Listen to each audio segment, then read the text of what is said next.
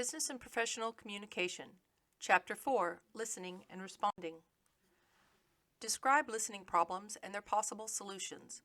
Describe different ways of responding effectively to others. Describe the 5 stages of active listening. Express the importance of listening skills. Review the different ways of effective responses. Many people interchange the words hearing and listening. There is a huge difference that a wise leader should know. The difference between hearing and listening is this. Hearing is just the physiological process of decoding sounds. It is often confused with the term listening. Listening is the process of receiving, constructing meaning from, and responding to verbal and nonverbal messages. There are 5 steps involved in true listening: selecting, attending, understanding, remembering, and responding. Listening, truly listening, is a critical leadership communication skill. People remember only 25% of what they've heard after 2 days. A wise leader knows this and crafts messages that are more memorable. There is difficulty in processing information, and we have information overload as we are surrounded by technology.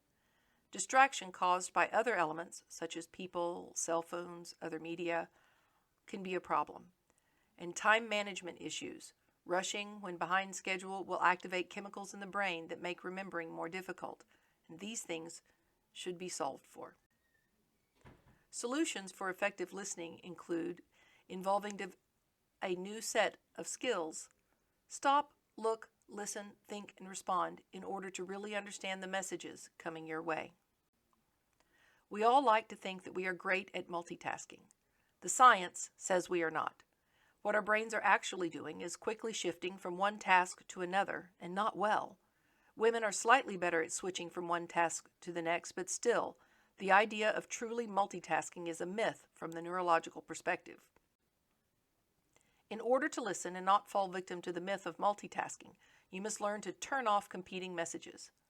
Social decentering is the process of stepping away from one's own thoughts and attempting to experience the feelings of another person. It requires a conscious awareness. It can occur when one commits to turning off competing messages. Other strategies to consider are to prepare physically, getting enough rest when you know you have an important conversation coming up, like a job interview or an evaluation. You can prepare by setting the scene for attentive listening, reducing distractions like a computer screen or turning off your phone's ringer. You can prepare by arriving early to meetings. This will reduce the anxiety one feels when one is late to a meeting. Listening with your eyes may sound like I'm asking you to use the incorrect organ, but no, eye contact is an important part of overall communication. It includes implicit messages. Remember, those are the ones that are not said out loud. They are nonverbal and you are expected to pick them up on your own. This is difficult to do if you are just hearing and not truly listening. Look for nonverbal behaviors that express feelings and attitudes about the content conveyed by speech. The eyes allow one to decode more accurately and interpret the relational aspect of the message. You can interpret nonverbal cues. Look for liking cues. Does the person seem to hold you in high esteem, low esteem? This will impact the message. Look for interest cues. Are they looking away? This is a sign of boredom. Do they seem to have sticky eyes when looking at you? It's almost a stare, but it's not uncomfortable. And look for status cues, how people display their understanding of power dynamics. It's important in any communication interaction. Listening, as you now know, is much more than hearing. But to really have a strong communication interaction, it is important to signal to your communication partner that you are engaged in the conversation. You must respond appropriately, and this is also governed by cultural norms. Responding verbally while listening is not the same as interrupting. These are the small verbal utterances that keep a conversation going. They are verbal responses that provide a speaker with important feedback and convey that people have been listening to what the speaker is saying. These utterances are there to let the speaker know that the listener understands the message, to let the speaker know that clarification is needed, to let the speaker know that the listener is interested and needs more information, to let the speaker know that the listener would like him or her to continue speaking, and to let the speaker know that the listener would like to say something. These are the yeah, really, go on, oh, that you've heard in conversation. Responding nonverbally is very important in a real communication exchange. You've probably all been in a conversation where the other person had tuned out before you'd finished speaking, and you knew it from how their body reacted. Did they turn away, lose eye contact, slump and sigh? These are all very rude signs of someone checking out of a conversation.